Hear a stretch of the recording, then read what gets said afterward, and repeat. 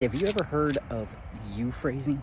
Well, it's where you take a story that you're telling, and instead of saying instead of talking about yourself, you talk about the other person. You say, you might feel this, or you might imagine this, or you might see these things.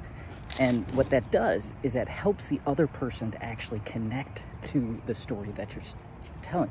So instead of saying, I remember when I went on an airplane and I was flying and the plane started getting really jittery and I started to get nervous about it. Instead of saying things like that, you can actually say, so do you remember the last time that you went on an airplane and maybe you experienced where the plane started to get a little bit jittery and you started to feel the nerves inside, you started to feel those things.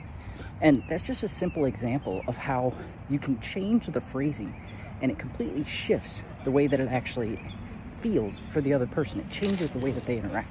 So if you want to know more ideas about how you can help to get your stories across and get other people to feel those stories, check out my newsletter at mindvaultllc.com/reflections.